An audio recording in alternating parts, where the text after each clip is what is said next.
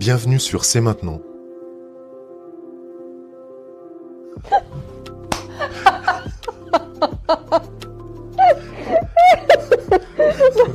Ça va pas aller, arrête. C'est mort.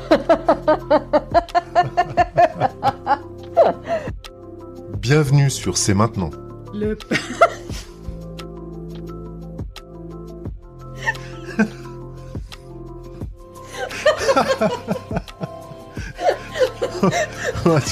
Bienvenue sur C'est maintenant.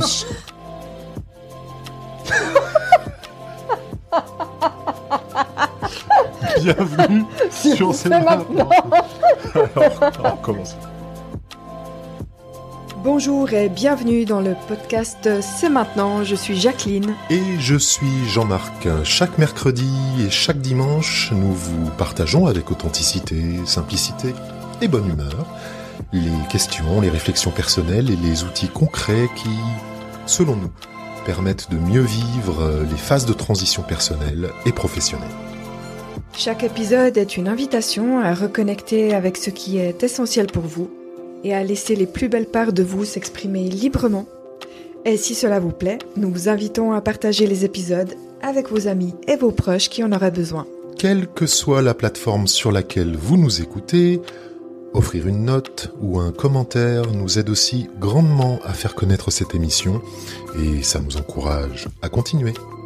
Et vous pouvez bien sûr nous poser toutes vos questions dans un formulaire confidentiel sur jeanmarcterrel.com/podcast.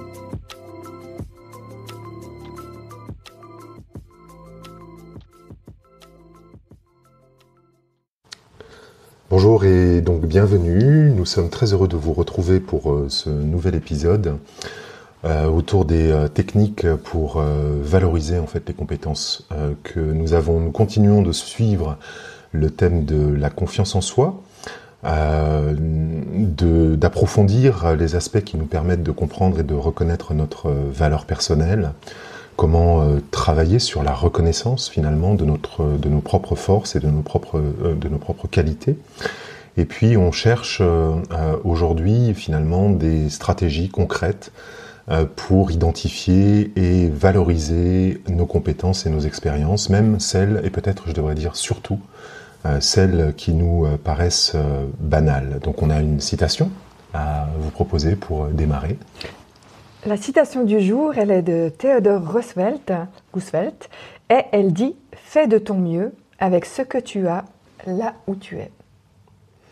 Et je la trouve vraiment très chouette, cette citation, parce qu'elle ne l'enferme pas, en fait. Pour moi, elle dit clairement que on a des compétences, et quand on a des compétences, en général, on fait du mieux qu'on peut avec ces compétences-là, là où on est, c'est-à-dire dans le contexte dans lequel on se trouve. Et c'est pas enfermant dans le sens que des compétences, on peut toujours en acquérir encore davantage, mais qu'à trop vouloir courir après des nouvelles compétences, peut-être qu'effectivement on oublie de se reposer la question des compétences qu'on a déjà et de la valeur qu'elles ont. Ouais. Moi j'aime beaucoup aussi cette citation de Theodore Roosevelt. J'aime beaucoup la notion de faire de son mieux. Et c'est sans doute lié à mon côté perfectionniste. Alors voilà, je me soigne depuis des années, mais si comme moi vous êtes perfectionniste, vous savez que le chemin de guérison est long. est assez long. Et donc j'ai appris en fait avec le temps à faire de mon mieux. D'ailleurs, lorsque je guide des pratiques, je dis régulièrement cette petite phrase et en faisant du mieux que possible. Et le mieux que possible, c'est le mieux dans l'état, j'allais dire émotionnel, mental, peut-être spirituel, dans lequel je me trouve à un moment donné. Et j'ai appris en fait avec l'expérience que vouloir que les choses soient parfaites, ça ne fonctionne pas. Ça entraîne même parfois une forme de procrastination, c'est-à-dire de remise au lendemain de ce qui pourrait être fait maintenant. Et donc j'aime bien aussi cette petite phrase qui dit « mieux vaut fait que parfait ». Petite phrase que j'aime beaucoup. Et voilà, donc fais de ton mieux avec ce que tu as là où il est, là où tu es, me paraît une bonne introduction pour accueillir simplement ce qui est là, ce que j'ai, ce que tu as à ta disposition, et là où tu es, tu as raison de parler de la notion du contexte. Mais c'est important parce que il me semble, je ne sais pas ce que tu en penses, mais que souvent nous sous-estimons, en particulier dans les périodes de changement dans nos vies, toutes ces compétences qu'on pourrait considérer comme étant tout à fait banales ou tout à fait ordinaires. Ça te parle ? Ouais, ça me parle. Si je reviens, si je me remets dans ma propre histoire et d'avoir, une carrière, une carrière professionnelle. C'est un mot que t'aimes pas tellement. Non, j'aime pas tellement. Carrière, c'est marrant. Non, je l'aime pas. Du coup, je bloque dessus. Bon, on va dire, pour avoir un parcours professionnel déjà d'un certain nombre d'années derrière moi, je me retrouverais bien embêtée aujourd'hui à devoir lister mes compétences. Et d'ailleurs, c'est pas que je me retrouve embêtée parce que c'est un exercice que j'ai commencé à faire il n'y a pas très longtemps. Parce qu'il y a des compétences que j'ai acquises durant ces 30 dernières années qui sont passées du stade au moment où je les ai apprises comme extraordinaires, incroyables, pleines de nouveautés qui semblaient ouvrir l'horizon. Il a fallu le temps de les apprendre, de les intégrer, après de les incarner, et puis finalement le temps passe et puis on les incarne, et du mieux que possible, et parfois de mieux en mieux, ou de moins en moins bien, ça dépend. Mais en tout cas, il y a quelque chose qui devient banal. Et donc, se remettre dans l'analyse de quelles sont vraiment les compétences que j'ai, pas seulement celles que j'ai apprises ou acquises il n'y a pas longtemps, mais celles que j'ai depuis toujours, je trouve que c'est vraiment un exercice pas facile. Ouais, et peut-être pour aider nos auditeurs, on peut utiliser cette notion qui est très employée aujourd'hui, en tout cas dans les milieux de l'entreprise et par un grand nombre de psychologues du travail. Tu sais qu'on parle des hard skills, les compétences dures, et des soft skills. Donc les hard skills, ce sont toutes ces compétences en fait qu'on a acquis à force de travail, de formation, des compétences qui sont liées finalement aux aspects, j'allais dire, techniques du métier dans lequel on s'est investi. À tout ce qui touche au faire alors. Oui, tout ce qui touche au fer, exactement. On pourrait résumer ça comme ça, même si c'est peut-être un petit peu caricatural parce que y a des compétences donc qu'on appelle les soft skills, donc les compétences molles, qui, on peut peut-être en parler maintenant, nous amènent aussi à faire un certain nombre de choses. Elles sont liées à l'être, d'une certaine manière, à nos qualités d'être, mais ces qualités d'être se manifestent par la façon dont nous faisons les choses, en fait. Et autant il peut être relativement aisé dans un métier donné de lister les compétences techniques qui ont été acquises, je ne sais pas, si on est graphiste professionnel, si on est boucher, si on est artisan dans un métier particulier, si on est enseignant, on peut assez facilement faire une liste des compétences techniques, mais toutes ces compétences molles, tous ces soft skills peuvent être beaucoup plus difficiles à identifier parce qu'ils font partie de nous finalement, et ça leur donne ce côté peut-être un peu ordinaire ou un peu banal. Alors peut-être on pourrait donner à nos auditeurs quelques exemples de soft skills. Qu'est-ce que tu en penses ? Ouais, alors on trouve toutes des listes assez différentes les unes des autres, mais avec quand même des choses qui sont assez similaires. Et il y a la curiosité, par exemple, qui fait partie de ces compétences-là, l'écoute active, le fait d'avoir une attitude positive. Et j'entends par là, j'imagine, d'avoir une attitude positive et d'être dans quelque chose d'enthousiaste, d'enjoué, de positif, plutôt que dans quelque chose qui rouspète, qui critique, et ce genre de choses-là. Et donc déjà, on peut dire que la curiosité, l'écoute active, une attitude positive, si on est comme ça, j'allais dire, dans sa vie à la fois personnelle et professionnelle, ça peut sembler tellement ordinaire et tellement banal qu'on a du mal à se dire que ça, c'est une compétence qui a de la valeur. Parce que si j'ai appris à écouter en fait de façon active, même si peut-être j'ai fait des formations d'ailleurs à un moment donné dans ce domaine-là, et qu'aujourd'hui pour moi c'est assez facile, assez naturel, assez aisé dans mon contexte professionnel ou personnel d'écouter de façon active, je peux me dire finalement tout le monde écoute de cette façon-là. Si je suis curieux, de nature, j'allais dire, je peux aussi me dire, mais en quoi est-ce que c'est vraiment une compétence ? Ben si, en fait, ça l'est, parce que si je remets ça au regard d'une équipe de travail, je me dis, ok, alors si j'ai tout un collectif de gens qui ont ces mêmes compétences-là et qui sont que dans cet ordre-là, qu'est-ce que ça donne ?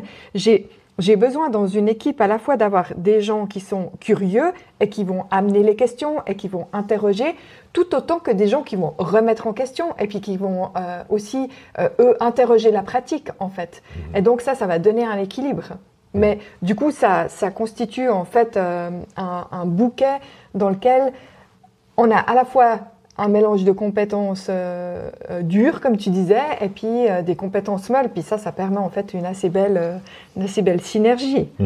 Mais là, vraiment, la question qu'on est en train de se poser, c'est finalement comment est-ce que je prends conscience de tout ça ? Donc, pour continuer un petit peu la liste, on pourrait parler de communication orale, on pourrait parler de respect, on pourrait parler de flexibilité, d'adaptabilité.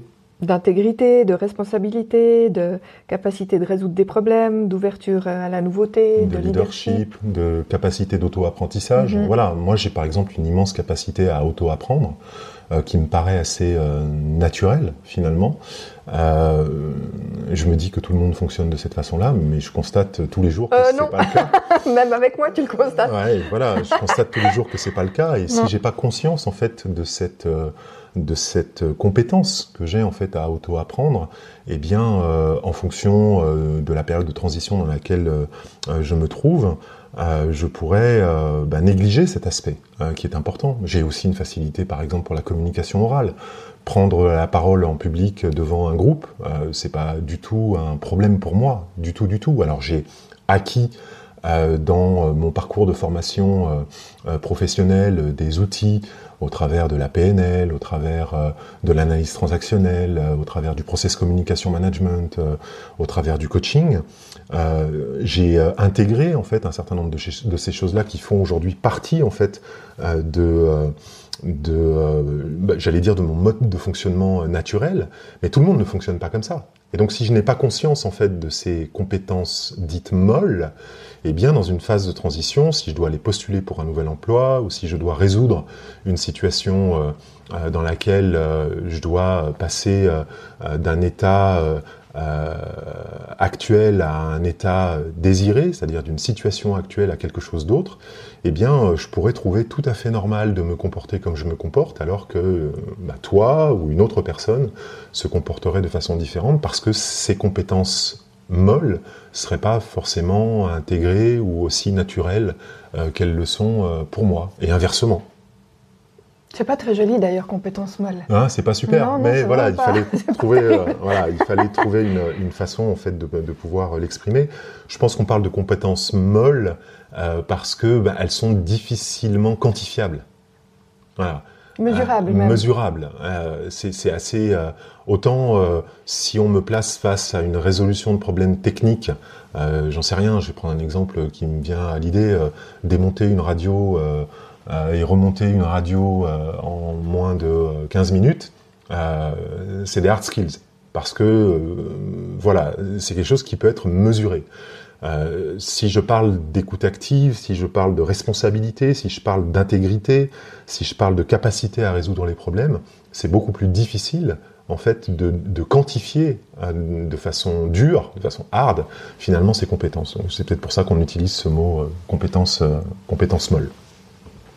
En effet, ce qui me vient en t'écoutant parler, je me remémore un exercice que j'ai fait, que j'ai d'ailleurs pas terminé, et ça va me motiver à le terminer. Je l'ai déjà évoqué dans un autre épisode, la liste des verbes, mais des verbes qui étaient des verbes plutôt de faire. On est d'accord, il y avait encourager, stimuler, voilà, toutes ces choses-là. Et je me disais, ça parle encore pas. Ça parle en fait des verbes d'action qui font pas partie de mon cahier des charges, par exemple. Mais ça parle pas encore de comment moi, Jacqueline, je les incarne et je les mobilise. Et donc, pour décortiquer ça, en fait, j'ai vraiment fait encore des steps après pour écrire en fait tout ce qu'il y a dans ces verbes-là. Ok, quand le verbe il est encouragé, En tant que direction, j'encourage les membres de mon équipe, j'encourage les enfants, j'encourage les familles. Ça veut dire quoi?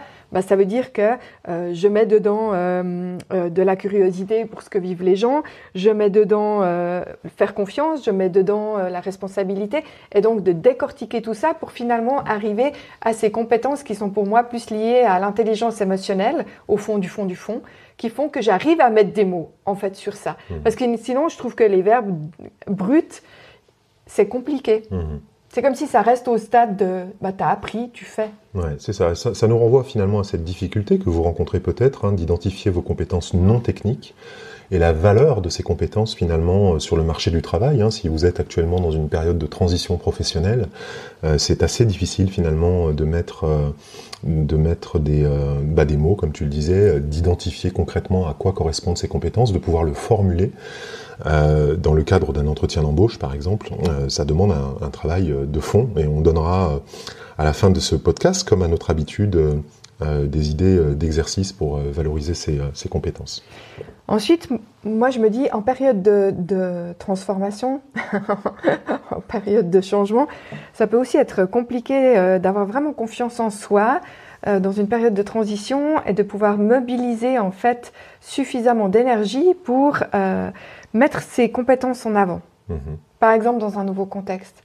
D'autant plus si c'est des compétences qu'on a depuis très longtemps et qui sont en fait au final plus valorisées. Quand on fait depuis 10, 15, 20 ans des choses et qu'on les fait bien, il n'y a plus personne pour nous dire qu'on les fait bien. Si on est en plus avec la même équipe, voilà, ça devient banal. Et donc, on peut à un moment donné se dire, ok, je change, je m'en vais vers ailleurs, et du coup, comment je les mets en avant, ces compétences-là, et puis ça peut créer un manque de confiance, ça c'est sûr. Ouais, ça peut créer un manque de confiance qu'on peut pallier justement en s'interrogeant à ce sujet et puis en créant des listes. Et un autre aspect aussi qu'il peut y avoir, c'est la crainte que nos compétences ne soient pas transférables. Alors bien sûr au niveau technique, c'est tout à fait compréhensible. Je reprends mon exemple, j'ai travaillé pendant 15 ans en tant que boucher, et puis je décide de devenir enseignant, parce qu'il semble que l'école cherche des enseignants, soit un manque d'enseignants. Évidemment, je peux me retrouver dans cette crainte que les compétences que j'ai acquises dans un métier ne soient pas transférables dans un autre métier si ces compétences sont techniques. Mais les soft skills dont on est en train de parler, en revanche, si je suis un boucher curieux, capable d'écoute active, avec une bonne communication orale, qui sait s'adapter avec flexibilité. Qui vend sa viande avec joie et bonne humeur. Exactement, toutes ces qualités-là, elles peuvent être tout à fait transférées en fait dans un contexte où tout à coup, en tant qu'ancien boucher, je deviendrai enseignant. Alors bien sûr, il y aura tout un tas d'autres compétences techniques à acquérir dans ce nouveau métier, dans cette nouvelle posture, mais la question en fait que nos compétences ne soient pas pertinentes ou transférables mérite, il me semble, d'être posée, en particulier sur justement ces compétences molles dont on parle depuis tout à l'heure. Et j'ai l'impression quand même que de plus en plus, quand on va à des entretiens d'embauche, il y a toute une part interrogée autour de ces compétences-là, de ces compétences molles, parce qu'elles parlent aussi de qui est en face de soi, de qui on est, et de comment on peut, du coup, en étant quelqu'un qui est plutôt dans une attitude positive, capable de s'adapter, avec une bonne compétence d'écoute, ça donne des indications, effectivement. Ouais. Comment un boucher peut devenir prof. Absolument. Et puis, il y a aussi, de nos jours, dans un nombre assez important en fait de métiers, des invitations qui sont faites en fait par les recruteurs à passer ce qu'on appelle des profils de personnalité, voire des tests de personnalité. Alors il y a une différence entre les deux, mais je ne vais pas rentrer maintenant dans les détails.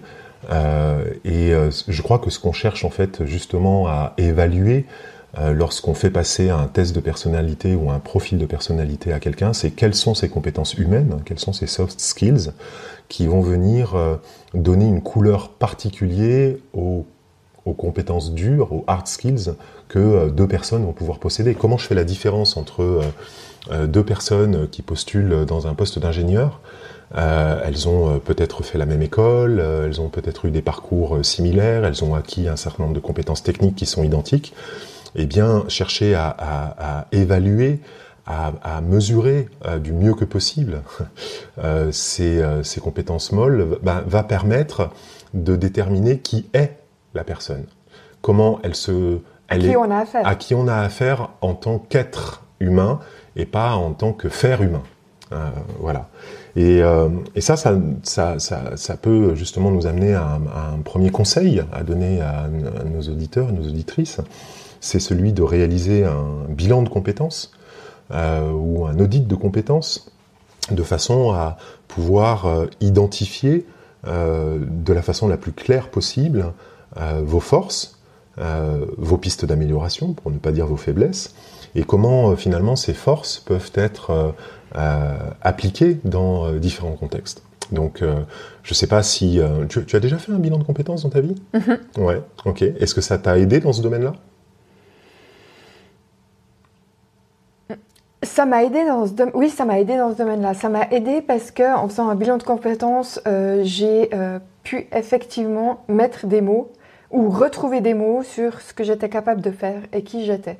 Et ça me donnait aussi des indications sur les pistes d'amélioration, comme tu dis, peut-être les choses qui manquaient, est-ce qui était réalisable ou pas, en fait, pour moi, du coup. Et tu parlais tout à l'heure des tests de personnalité, ça, c'est aussi très aidant. Pour moi, c'est deux choses différentes, en fait, le bilan de compétences et les tests de personnalité.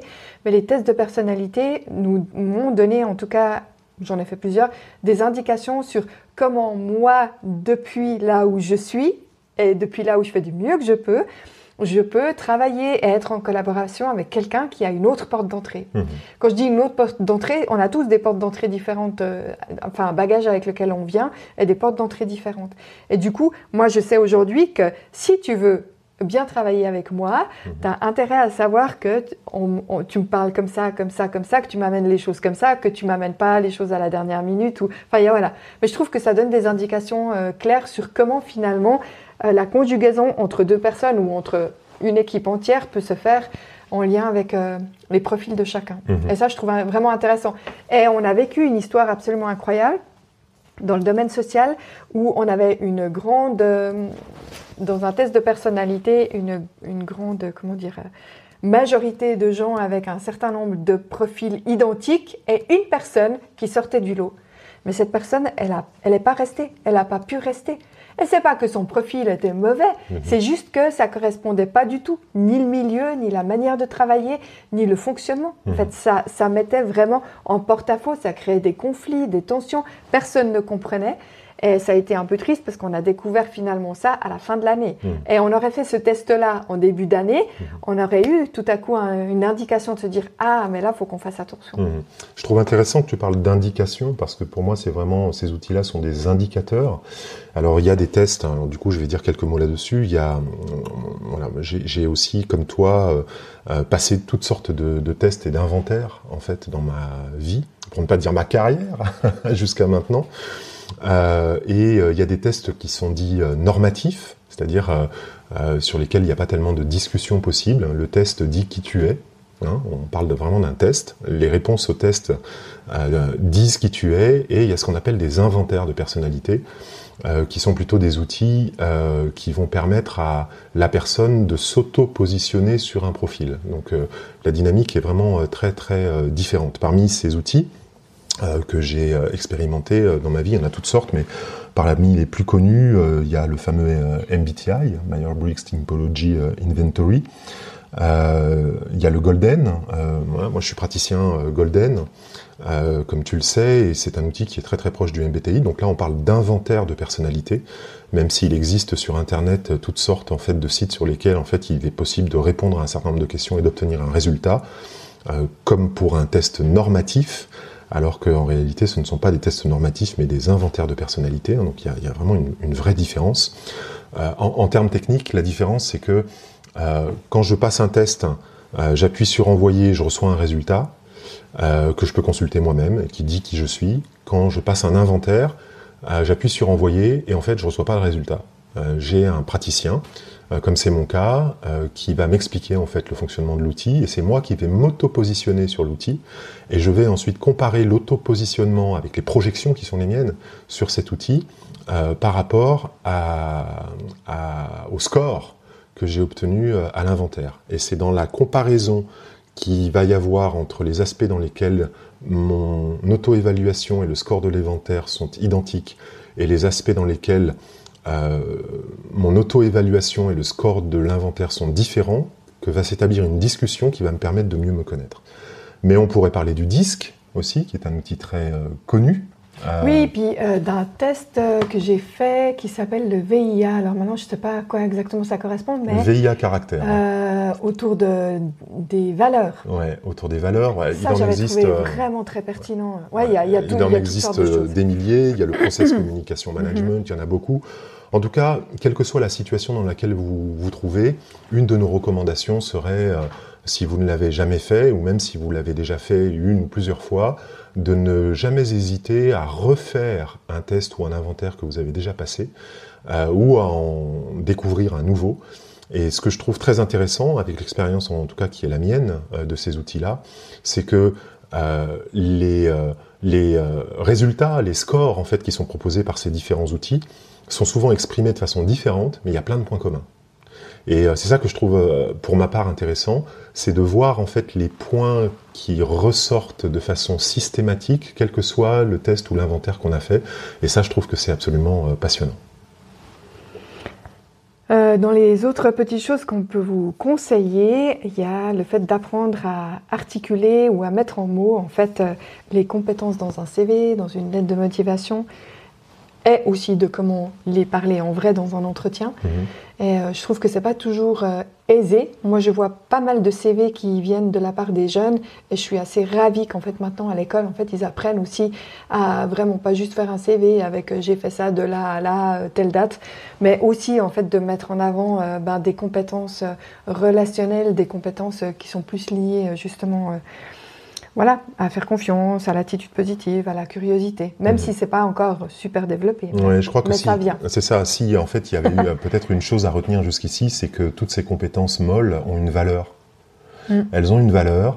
Cette valeur n'est pas facile à déterminer, mais c'est important que vous preniez du temps pour réfléchir à cette valeur et pour pouvoir ensuite parler de cette valeur-là dans un contexte d'entretien de recrutement, si c'est un entretien de recrutement, ou simplement que vous soyez conscient en fait de la valeur de ces compétences molles dans la situation de changement de vie que vous vivez, dans la situation de transition professionnelle que vous vivez. Et je crois que quand on parle de nos valeurs, c'est celles qui nous sont le plus proches, on sait les défendre. Oui, alors il y a à la fois parler de ces valeurs, et puis il y a parler de la valeur des compétences, qui pour moi sont deux sujets un petit peu différents. Les valeurs, pour moi, je ne sais pas ce que tu en penses, mais pour moi, les valeurs, ce sont les aspirations souvent inconscientes, les idéaux souvent inconscients que j'ai concernant les autres et concernant la vie. Parmi les valeurs, alors dans ces valeurs, on va retrouver sans doute des choses qui sont parfois aussi des soft skills, parfois la limite est un peu floue, mais si je dois faire travailler les gens sur leurs valeurs, je vais les aider en fait à identifier quelles sont ces aspirations profondes en fait qui les animent. Et parmi ces valeurs, il y a peut-être justement la responsabilité, le respect, l'autonomie. Donc ça, c'est des valeurs. Mais en même temps, ce sont aussi, si je les incarne, pas juste des aspirations, mais également des soft skills. Parce que je pourrais très bien aspirer, par exemple, à être quelqu'un de curieux dans ma vie, mais ne pas me comporter comme étant quelqu'un de curieux. Donc il y aurait une différence entre une valeur que je cherche en fait à satisfaire, la curiosité, et le comportement réel qui est le mien dans la vie. Donc si quelqu'un vous dit voilà, je suis quelqu'un de curieux dans la vie, ce qui est à la fois une valeur et un comportement, j'aurais besoin de savoir comment concrètement cette personne manifeste sa valeur de curiosité dans son comportement. Ouais, c'est exactement ça que je voulais dire tout à l'heure et rebondir quand tu dis la valeur de la compétence. Aujourd'hui, en période de transition, je peux faire une liste des compétences. Mais ces compétences-là, peut-être qu'il y en a qui ne me correspondent plus ou que j'ai plus envie de garder, ou je veux aller vers autre chose. Et donc, de mettre une espèce d'échelle de valeur, néanmoins, qui est quand même rattachée à mes valeurs que je veux incarner, permet de me faire aussi un tri dans ce que je veux et ce que je veux plus. Il n'empêche. Absolument. Un autre aspect qui peut être intéressant, c'est aussi de chercher des témoignages. des témoignages soit de personnes qui ont réussi une transition. J'étais cadre supérieur dans une grande entreprise et je viens de décider d'aller élever des chèvres dans le Larzac. Ben voilà, chercher des témoignages de personnes comme ça peut être aussi une façon extrêmement intéressante de comprendre comment valoriser vos compétences. Ça peut être aussi simplement ou plus naturellement à chercher à des témoignages de professionnels qui ont réussi une transition d'une profession vers une autre profession. Je reprends mon exemple du boucher qui devient enseignant. Alors, je pense que c'est quand même, voilà, c'est un exemple un peu tiré par les cheveux, mais il y a quand même cette idée-là. Et je pense que le fait de pouvoir échanger avec quelqu'un est aussi une extrêmement intéressante manière de prendre confiance dans le fait à la fois que c'est possible, et puis en entendant en fait le témoignage de quelqu'un, de se dire ah oui mais en fait je me relie en fait au vécu de cette personne et je réalise que dans le vécu de cette personne, il y a des choses aussi qui moi me concernent. Et puis on vous le redira pas assez, mais enfin il faut vraiment l'entendre. C'est important de ne pas sous-estimer l'importance de ces compétences transversales. Comme on l'a dit avant, les compétences transversales, c'est toutes celles qu'on a évoquées tout à l'heure, parce qu'elles font partie réellement d'un champ de compétences qui est à valoriser. Absolument. Alors, quelques exercices peut-être pour valoriser ces compétences qu'on peut proposer à nos auditeurs. Oui, je vous propose de prendre rendez-vous avec Jean-Marc et puis d'avoir un entretien comme s'il allait vous embaucher. Vous allez voir qu'il va vous faire sortir toutes vos compétences, ça va être incroyable. Mais vous pouvez très bien faire ça avec Jacqueline, qui le fait aussi très très bien. Mais il n'empêche, c'est quand même un exercice intéressant à faire, de pratiquer avec un coach, avec un ami, avec quelqu'un avec qui vous êtes à l'aise et en qui vous avez confiance, de pouvoir vraiment pratiquer une forme d'entretien pour parler de ses compétences. C'est ça, et ça peut commencer donc par une cartographie en fait de vos compétences. Alors une cartographie, c'est un grand mot, mais il vous suffit en fait de prendre une feuille de papier A4 et puis de dresser en fait une liste de toutes vos compétences et de toutes vos expériences. Alors si c'est facile pour vous, vous pouvez commencer par lister vos compétences. Si c'est compliqué pour vous, vous pouvez taper sur n'importe quel navigateur de recherche sur Internet, liste des soft skills, et vous allez obtenir des listes très complètes et souvent croisées de ces compétences transversales, de ces soft skills. Et puis vous pouvez ensuite classer tout ça par catégorie. À la fois classer les compétences qui sont de l'ordre du technique et les compétences qui sont de l'ordre de l'être, les soft skills, dans des catégories, de façon à visualiser finalement sur une feuille de papier A4 devant vous l'étendue de ce que vous savez déjà faire. Et vous serez surpris. Et vous serez très surpris. Moi, j'ai été très surprise, en tout cas, en commençant ce genre d'exercice, de voir en fait à quel point ce qui me semblait être une montagne et un truc compliqué, finalement, m'amenait à beaucoup de mots, beaucoup de phrases, beaucoup de choses en fait que je savais faire et que je savais être et que je sais être. Mais oui, bien sûr. Et puis un dernier exercice qu'on peut vous proposer, donc simuler un entretien avec un ami ou avec quelqu'un de confiance pour apprendre à parler de vos compétences, faire une cartographie de vos compétences et puis peut-être aussi faire une sorte de bilan de vos réussites personnelles. Ouais, l'idée c'est vraiment de se dire, si aujourd'hui sur une toute petite feuille, ça peut même être un post-it, j'écris une de mes histoires qui ont amené à un succès. Ok, aujourd'hui si je réfléchis à un des petits succès ou un des grands succès, je note ça et quelles sont les compétences que j'ai activées pour arriver à ce succès. Ça n'a pas besoin d'être long en fait. C'est ça. Et ça c'est très aidant, en particulier pour préparer des entretiens de recrutement ou d'embauche. Écrire des anecdotes, vous souvenir en fait de ces moments clés que vous avez traversés dans votre vie personnelle ou professionnelle jusqu'ici et mettre en fait ça en valeur. Je crois que en tant qu'être humain, l'une des choses qui nous passionne le plus, ce sont les histoires. Déjà enfant, nous sommes fascinés par les histoires, nous aimons que les grands nous racontent des histoires, on aime les contes, on aime les paraboles, on aime les métaphores.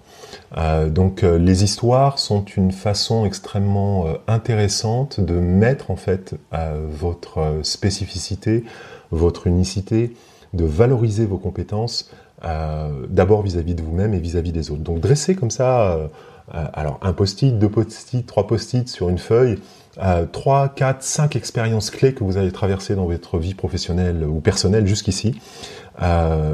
Entraînez-vous à les raconter de façon à pouvoir mettre ça en avant, en fait, tout simplement, dans les situations personnelles ou professionnelles dans lesquelles vous vous trouvez. D'ailleurs, on peut faire exactement le même exercice avec les échecs, avec les choses qui n'ont pas fonctionné. Oui, bien sûr. Ça permet de prendre de la distance.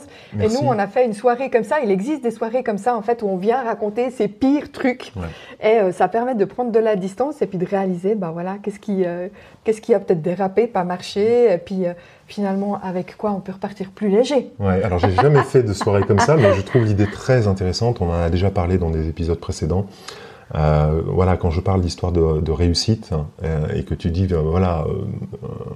parler aussi de ces échecs, de ces erreurs, des choses qui ont pêché à un moment donné sur le parcours, je trouve que c'est aussi extrêmement intéressant, bien entendu, parce que depuis ce moment-là, sans doute que vous avez tiré des leçons à ce sujet, et donc c'est aussi une très très bonne manière effectivement de prendre confiance en vous et de valoriser à la fois vos expériences, mais aussi toutes ces compétences qui vous semblent ordinaires et banales.